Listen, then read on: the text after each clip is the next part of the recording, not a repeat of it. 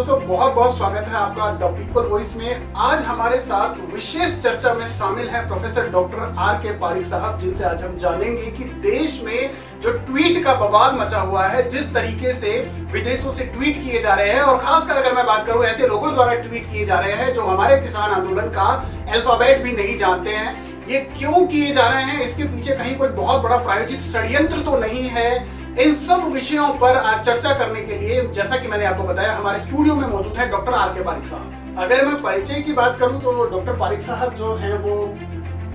RSS की बहुत बड़ी भूमिका अपने जीवन में इन्होंने अदा की है। ज्योति विद्यापीठ वुमेन्स यूनिवर्सिटी में एक बहुत बड़े पद पर आप कार्यरत रहे,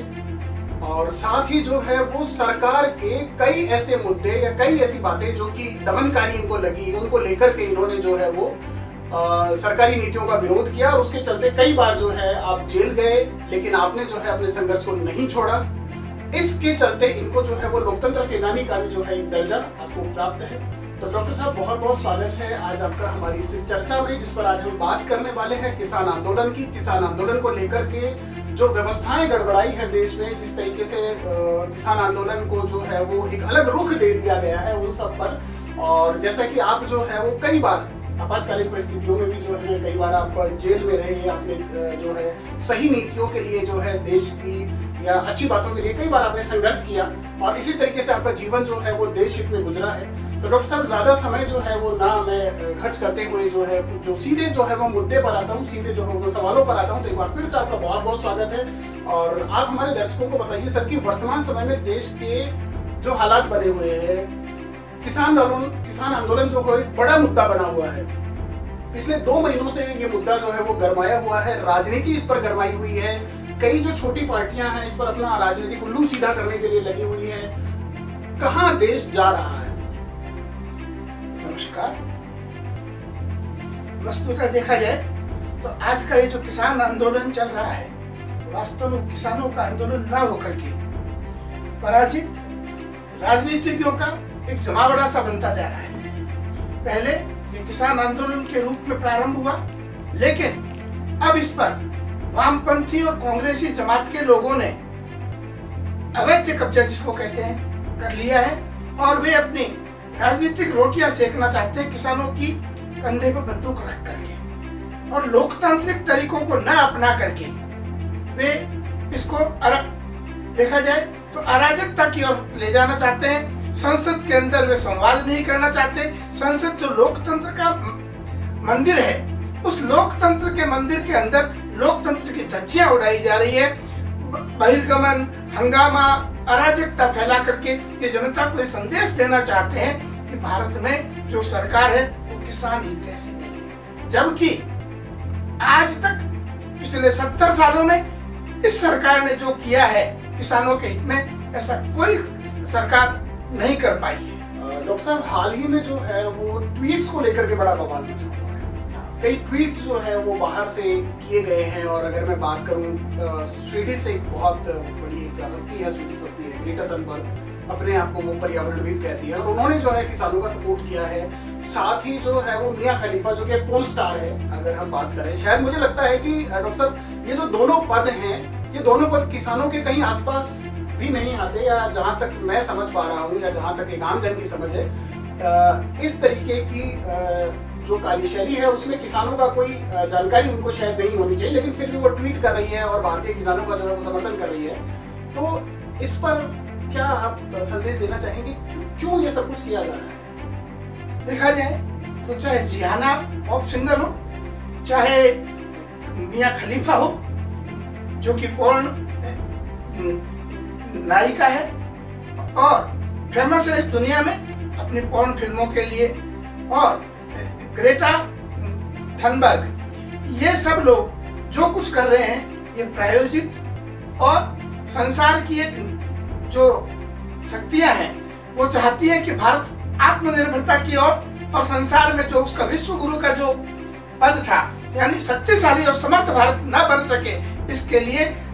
टुकड़े टुकड़े गैंग जो भारत की अस्मिता को तोड़ने पर तुले हुए हैं, जो लोग नहीं चाहते कि भारत समर्थ भारत, आत्मनिर्भर भारत संसार का नेतृत्व करे, इसलिए प्रायोजित चीन और पाकिस्तान और इसमें कुछ हद तक अमेरिका का वो लोग जिन्होंने अभी अपन ने देखा लोकतंत्र की हत्या करते हुए वहां की संसद के अंदर घुस करके जो हुड़दंग मचाया, ऐसे ही लोग इसके पीछे लगे हुए हैं जो कहते तो अपने आप को लोकतंत्र का सबसे बड़ा मुल्क है, लेकिन ये जो तीनों जो एक्टिविस्ट हैं या जो सेलिब्रिटीज हैं, जब अमेरिका में ऐसा हुआ तब इनकी जबान नहीं खुली और भारत की बढ़ती हुई शक्ति से दुखी होकर के या भारत को आत्मनिर्भरता की ओर न बढ़े इसलिए बदनाम करने के लिए ये टुकड़े टुकड़े गैंग के रूप में प्रायोजित कार्यक्रम के अंतर्गत, जिसमें मुख्य रूप से देश के वामपंथी जो चीन और पाकिस्तान के द्वारा उकसाए हुए और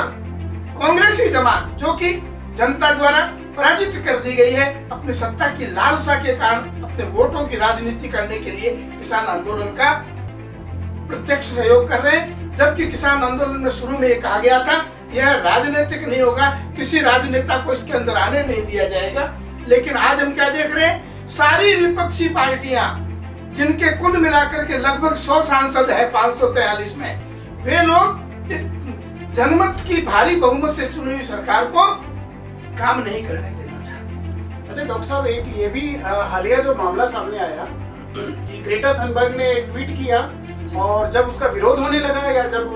उस रीट्वीट्स पे जो है उसको लगा कि कहीं ना कहीं उसकी जो है वो इमेज पर बात आ रही है, तो कुछ ही घंटों बाद उसने जो अपने ट्वीट्स है वो अपने हैंडल से जो है वो डिलीट कर दिए। तो इससे कहीं ना कहीं ये लगता है, या मेरा अगला प्रश्न भी कुछ इसी से जुड़ा हुआ है कि क्या लगता है कहीं ये प्रायोजित तो नहीं? मैंने शुरू में कहा कि निश्चित रूप से यह प्रायोजित है और इसके पीछे ऐसी शक्तियां हैं जो भारत को आत्मनिर्भर या समर्थ भारत के रूप में नहीं देखना चाहती, और ग्रेटा थनबर्ग द्वारा अपने ही ट्वीट को वापस ले लेना, कुछ ही देर में डिलीट कर देना, ये साबित करता है कि उसे महसूस हुआ कि मैं गलत जगह पर जो है मैंने चोट की है या मैं गलती पर हूँ। क्योंकि डॉक्टर साहब मुझे लगता है कि एक ऐसा कंट्री जिसने सबसे ज्यादा, अगर अभी हम हालिया बात करें, कोविड में सबसे ज्यादा नुकसान भारत का हुआ है। हमारा जो मैनेजमेंट है, अगर मैं बात करूं, जो इस समय भारत जिन हाथों में है वहां देखा जाए तो विश्व में सबसे ज्यादा जो अग्रणी रहा कोविड के समय पर, सबसे ज्यादा सबसे कम नुकसान हमने काउंट किया इसमें। और अगर हम बात करें तो हमने 2 वैक्सीन बना ली, और ना सिर्फ हम भारत को वैक्सीन सप्लाई कर रहे हैं बल्कि हम आउट ऑफ इंडिया, हमारे अड़ोसी पड़ोसी देशों तक हम वैक्सीन को लेकर के जा रहे हैं। क्या लगता है कहीं ना कहीं इस वजह से कुछ ऐसे देशों को कोई तकलीफ तो नहीं है इस चीज को लेकर के कि भारत इन चीजों में आगे बढ़ता जा रहा है? निश्चित रूप से अभी आपने शुरू में जो कहा कि भारत को सबसे अधिक नुकसान हुआ, नहीं, मैं इस बात से सहमत नहीं हूँ। भारत को अन्य देशों की अपेक्षा बहुत कम नुकसान हुआ। यदि आप America, Russia, Britain, France, Germany, इनकी आबादी अगर देखें तो संपूर्ण इन सब देशों की मिला, इटली, इन देशों की आबादी भारत की कुल आबादी से भी कम है। और वहां पर जो मरने वालों की संख्या देखें आप, तो भारत की में जितने लोग इस कोविड के कारण मारे गए या जितने संक्रमित हुए, उसके मुकाबले में उन देशों की जो कुल आबादी भारत से कम है, भारत से कम 8-10 गुना अधिक लोग मारे गए हैं। औसतन वहाँ पर अगर हम लोग एक औसत निकालते हैं, निश्चित रूप से भारत को सबसे कम नुकसान हुआ। सबसे कम है। और जो देश अमेरिका, इटली जैसे, जहाँ सब तरह की सुविधा है, जहाँ जो बहुत आगे है वैज्ञानिक दृष्टि से, वे लोग उन कोविड मरीजों का सही इलाज नहीं कर सके, सही बचाव नहीं कर सके। देखा जाए तो नरेंद्र मोदी जी की सरकार ने उस समय दृढ़ता दिखाते हुए क्या कि बचाओ, अगर दवाई नहीं है तो कोई बात नहीं, लेकिन हमें आत्मनियंत्रण करना है, हमें प्रतिबंधित बातों को सहन करके भी और 2 गज की दूरी बनाए रखते हुए मास्क लगा करके हमें इसका मुकाबला करना है। और देखा जाए तो कोई नुकसान अन्य देशों के मुकाबले में भारत को बहुत कम हुआ है। और आपने जो बात की वैक्सीन वाली बात, जो अन्य जो अपने आप को विकसित देश कहते हैं, उनके मुकाबले में भारत ने बहुत जल्दी जो है वैक्सीन बना करके, और न केवल अपने देश में यूज किया बल्कि आसपास के पड़ोसी देशों को भी वैक्सीन सप्लाई करके अग्रणी भूमिका निभा रहा है। तो कहीं ऐसा तो नहीं है डॉक्टर साहब की कहते हैं कि जब आपके मित्र बढ़ने लगते हैं तो आपके शत्रुओं को चिंता होने लगती है, तो एक पुरानी कहावत है ये, ऐसा कुछ करके, तो कहीं ऐसा तो नहीं है कि आपके मित्र बढ़ते जा रहे हैं तो आपके शत्रु परेशान हो रहे हैं और इसी वजह से ये सारी चीजें प्रायोजित की गई हैं? हमें घबराना नहीं चाहिए। अटल जी ने कहा था, निंदक नीरे राखिए। जो आलोचना करने वाले हैं उनसे घबराने की जरूरत नहीं है, उनसे सबक लेना है और अपने मार्ग से विचलित नहीं होते हुए आगे बढ़ना है। भारत एक लोकतांत्रिक देश है, यहाँ पर प्रदर्शन का विरोध करने का छूट है, लेकिन हम अमेरिका और रशिया जैसे पुतिन ने अपने विरोधी को जेल में डाल दिया, या बर्मा में चुनी हुई सरकार को जो है जेल में डालकर सैनिक शासन आ गया, हम उस रास्ते पर नहीं जाएंगे। लोकतंत्र में विरोध जो करते हैं वो विरोध करते रहे, लेकिन हम चाहते हैं केवल सड़कों पर विरोध नहीं, संसद के अंदर गरिमापूर्ण सार्थक बहस हो, चर्चा हो, संवाद हो। इसीलिए सरकार ने किसानों को बार बार वार्ता के लिए टेबल पर बुलाया और 11-12 बार वार्ता का दौर हो चुके हैं, लेकिन केवल हठधर्मिता पकड़ ले कि नहीं साहब, अच्छा बीच में आपसे कानून वापस लो, प्रश्न ये मैं नहीं चलेगा। पूछना चाहूंगा, 11 से 12 बार चर्चा यदि मान लीजिए किसानों के साथ हुई है, तो ऐसे या तो ऐसा हो गया कि हमें मानना ही नहीं है, या फिर कुछ ऐसा है कि कोई मानने नहीं दे रहा है। तो 12-15 बार यदि चर्चा हो जाती है, 11-12 बार यदि चर्चा हो जाती है, वो किसी तरीके का अर्थहीन चली जाती है, या कहें कि उसका कोई परिणाम नहीं आता है, तो इसके पीछे क्या लगता है, कौन सी ऐसी शक्तियां, कौन सी ऐसी मानसिकताएं हैं जो, या फिर किसान ही नहीं मान रहे? नहीं, किसान तो मानने को तैयार है। ये तो वो बात हो गई कि माँ मुझे चंदा ला दे, बच्चे वाला जैसे जिद पकड़ लेता है, वैसे ही पराजित राजनीतिज्ञों ने तय कर लिया है कि हमें देश के अंदर लोकतंत्र को बाधित करना है, और हमारे चाहे संसद के अंदर 40% नहीं 30% भी सांसद नहीं है, लेकिन हम चुनी हुई सरकार के 70% जनप्रतिनिधियों को बाधित काम नहीं करने देंगे, लोकतंत्र को सही दृष्टि से आगे नहीं बढ़ने देंगे। और खास तौर से वे लोग इस सरकार को तानाशाह कह रहे हैं जिनकी दादी आदरणीय इंदिरा गांधी ने देश में लोकतंत्र की जड़ें खत्म करते हुए आपातकाल लगा करके पूरे देश को जेल बना दिया था, उसका ही पोता आज कह रहा है कि देश में लोकतंत्र नहीं है, जिनको पता ही नहीं कि लोकतंत्र होता क्या है। और देखा जाए तो यह आंदोलन प्रायोजित है, जिसमें कुछ राजनीतिज्ञ नहीं चाहते कि किसान और सरकार के बीच संवाद से समझौता हो जाए, क्योंकि इसके अंदर जो मुख्य भूमिका निभा रहे हैं पर्दे के पीछे से प्रशांत भूषण कौन है, वामपंथी, योगेंद्र यादव कौन है, वामपंथी, दर्शनपाल शास्त्री कौन है, वामपंथी, और मेघा पाटकर, इनका किसानों से कोई लेना देना नहीं है। हनान मौला आप जानते होंगे 3 बार सांसद रहा है, जो आदमी सांसद रहा उसने कब खेती की, लेकिन हमें तो राजनीति में टांग अड़ानी है और देश के अंदर प्रगति का कोई काम नहीं होने देना है, ऐसा इन राजनीतिज्ञों ने सोच रखा है। इसलिए 11-12 बार की वार्ता सफल नहीं हो पाई, लेकिन केवल ये जिद कर लेना कि कानून वापस लोगे तब हम घर जाएंगे, ये उचित नहीं है, ये हठधर्मिता है। जब सरकार कह रही है पॉइंट टू पॉइंट बात करो, हम आपको जो समस्या है इन कानूनों में हम उसको संशोधन करने को तैयार हैं। और तो और मोदी जी ने यहाँ तक कह दिया हम अपने इस कानूनों को 1.5 साल तक स्थगित कर सकते हैं, इससे बड़ा और क्या सहजता निभाएगी। उसमें भी जो है वो आम राय नहीं बनी, और उसके बाद भी ये कहा गया कि भाई जो कमेटी के लोग हैं वो तो सारे मतलब इनके जो है वो अपने दल के लोग हैं, तो इस पर नहीं बनी। डॉक्टर साहब एक और प्रश्न है मेरा। प्रश्न ये है कि अभी किसानों को रोकने के लिए सरकार जो है वो तारबंदी कर रही है सीमाओं पर, और कीले गाड़ी जा रही है रास्तों पर। ये अपने आप में देश की एक क्या तस्वीर जो है वो प्रस्तुत कर रहा है, या दुनिया के मानचित्र पर आज हमारी जो तस्वीर है वो क्या प्रस्तुत कर रही है? यह नहीं होना चाहिए था, किंतु होना जरूरी है।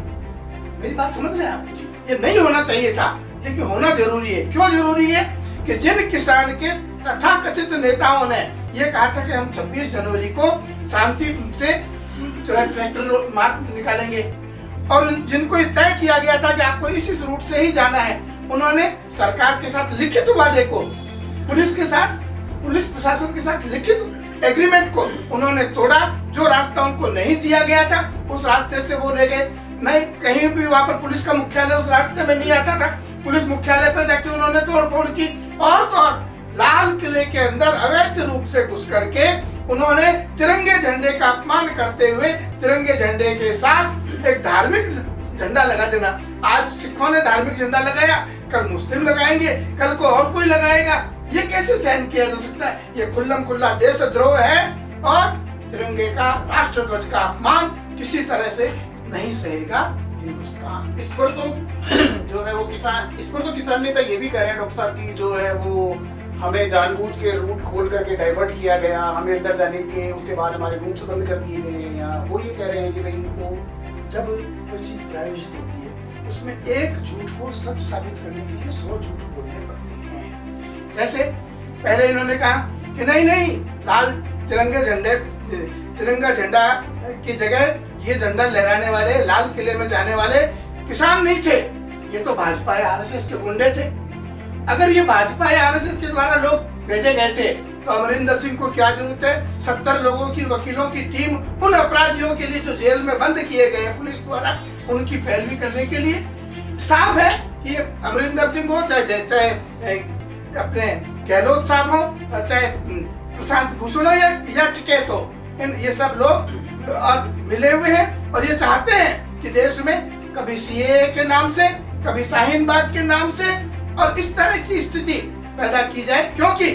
ये केवल इनके हाथ दिमाग की सोच नहीं है। असली बात ये है कि चीन, रूस, अमेरिका, ब्रिटेन नहीं चाहते कि मजबूत और समर्थ भारत विश्व का नेतृत्व करे, इसलिए ये लोग जानबूझ करके इस तरह की हरकतें कर रहे हैं। डॉक्टर साहब एक जो फिलहाल मेरे पास एक न्यूज आई है कि दिल्ली पुलिस ने जो है वो भी संज्ञान लेते हुए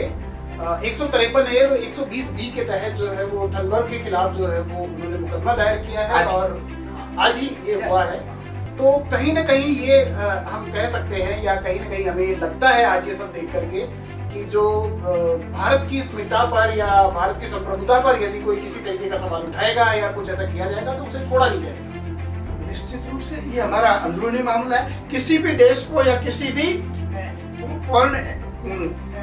अदाकारा को या एक्टिविस्ट को या हमारे देश की राजनीति या हमारे देश की सामाजिक संरचना में हस्तक्षेप करने को हम स्वीकार नहीं करेंगे और ये हमारी संप्रभुता को चुनौती है। इसलिए किसी भी बाहरी हस्तक्षेप को और तो और आपको आश्चर्य होगा आज अमेरिकी सरकार ने कहा है कि नरेंद्र मोदी जी की भारत सरकार ने जो किसान बिल लाए हैं इससे भारत का ही नहीं विश्व का भी जो है लाभ होगा। डॉक्टर साहब अंत में चलते चलते मैं आपसे, क्योंकि आप बहुत अनुभवी रहे हैं, राजनीति को आपने काफी करीब से देखा है, समाज के लिए, देश के लिए और व्यवस्थाओं के लिए आपने अपना जीवन जो है वो एक तरीके से आहूत किया है, तो जो हमारे देश का अन्नदाता है, मैं वास्तविक अन्नदाता की बात कर रहा हूँ, पर जो हमारे देश का वास्तविक अन्नदाता है उसके लिए आप क्या कहना चाहेंगे? मेरा ये कहना है वास्तविक अन्नदाता तो खेतों में है। इस आंदोलन से उस वास्तविक अन्नदाता का कोई लेना देना है ही नहीं। वास्तव में तो पंजाब, हरियाणा और यूपी के कुछ छोटे से क्षेत्र के लोग इस हंगामे को करने पर आमादा है और वास्तविक जो किसान है वो तो खेतों पर है। क्या संपूर्ण भारत में केवल यूपी का थोड़ा सा हिस्सा और जो टिकैत का हिस्सा रहा है वो या जो पंजाब और हरियाणा या दिल्ली के आसपास का जो एरिया है उसके अलावा क्या सारे हिंदुस्तान के अंदर अपने उत्तर में चले जाएं, चाहे आसाम में चले जाएं, चाहे राजस्थान में देख लो, कहाँ किसान मैदान में आया है। बल्कि उन्होंने तो नरेंद्र मोदी सरकार ने जो हर किसान को किसान निधि के रूप में 6,000 रुपए प्रत्येक किसान को खाते में दिए हैं, उसके डायरेक्ट अकाउंट में डाले हैं, ऐसा आज तक किसी सरकार ने नहीं किया। और जो किसानों के लिए जो आयोग बनाया गया था उसकी नीतियों को लागू करके देखा जाए, हाँ इससे जो व्यापारी जो मंडियों में जो चीज किसानों से 4 रुपए किलो खरीद करके उन व्यापारियों के द्वारा आप जब सारी जनता को 40 रुपए किलो में बेची जाती, वो 36 रुपए कहाँ जाता भाई? इन व्यापारियों के जेब में। इसलिए व्यवसायी लोग उन किसानों को भड़का करके, आप बताइए, एक तरफ तो ये कहते हैं कि किसानों को सब्सिडी दो क्योंकि वो खरीद नहीं सकता, और एक तरफ वो जो है इतना और पेट्रोल डाल करके रैलियां निकाल रहा है। आपने देखा होगा राजदीप देसाई जैसे, सरदेसाई जैसे लोग, जो किसान ट्रैक्टर के उलटने से सबने देखा टीवी पर मरा, उसको भी ये कह रहे हैं कि पुलिस की गोली से मरा, और जबकि पुलिस की गोली चली ही नहीं। ये तो वही बात हुई कि जहां नेताजी का हत्या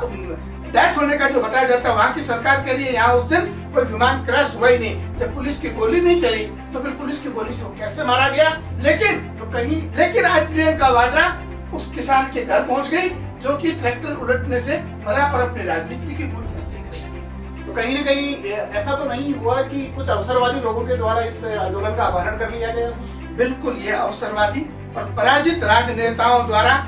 किसानों के आंदोलन को हाईजैक किया गया है और अपनी वोट बैंक बनाने की वे तलाश में है। तो मुख्य मुद्दे से मतलब अगर हम बात करें तो ये जो पूरा का पूरा कारवां है साहब, ये मुख्य मुद्दे से कहीं ना कहीं भटका हुआ नजर आ रहा है आज। भटका हुआ नहीं, ये भटकाने वाला कहिए इसको। षड्यंत्र है इनका कि सामान्य किसान को और जनता को भटकाया जाए। नरेंद्र मोदी जी की जो सरकार किसानों के और जनता के हित में और भारत को आत्मनिर्भर और समर्थ भारत बनाने में का प्रयास जो कर रही है, उसको रोड़े अटकाया जाए ताकि लोग कहें, वो कहावत है ना कि इससे तो अच्छा वो था। आज ऐसे भी देश में लोग हैं जो कहते हैं कि इससे तो अंग्रेजों का शासन अच्छा था, जब नेहरू का या इंदिरा गांधी की सरकार थी। तो एक लोगों की मानसिकता ये पैदा करने की है। और वामपंथी तो हमेशा अराजकता को बढ़ा करके, वो लोग लोकतंत्र में विश्वास नहीं करते, वोटिंग पे विश्वास नहीं करते। वो कहते हैं कि गोली, बंदूक की गोली से जो है शासन चलता है। अपन देखते हैं चीन में, रूस में क्या है और आज बर्मा में क्या हुआ है। तो जो लोकतंत्र के हितैषी नहीं है, जो अराजकता फैलाकर हंगामा उड़दंग करके चर्चा और संवाद को बंद करके अपनी राजनीतिक गोटियां सेकना चाहते हैं, उनके द्वारा प्रायोजित इस तरह के किसान आंदोलन पे देखा जाए तो अवैध कब्जा, जिसको हाईजैक करना बोलते हैं, उन लोगों के द्वारा ये सब कुछ चल रहा है जो देश के हित में नहीं है। मैं किसान भाइयों से कहना चाहूंगा, वे अपनी बच्चों वाली जिद छोड़ करके संवाद से, जब सरकार आपको बार बार संवाद की टेबल पर बुला रही है और आपसे कह रही है पॉइंट टू पॉइंट बात करो, आपको जो समस्याएं हैं, जो दिक्कत है, आप वो बताओ, हम उसको स्वीकार करेंगे और संशोधन करेंगे। जब सरकार संशोधन के लिए तैयार है, फिर इस तरह की बेहूदी जिद करना। साथियों, आज हमारे साथ डॉक्टर आर के पारिक साहब थे स्टूडियो में। हमने जाने उनके स्वतंत्र विचार इस पर, उनका अनुभव किसान आंदोलन पर, आगे ये आंदोलन किस दिशा में जाएगा, क्या इसका निर्णय होगा, ये सब देखने और आगे जानकारी प्राप्त करने के लिए हमारे साथ बने रहिए द पीपल वॉइस पर। Thank you so much.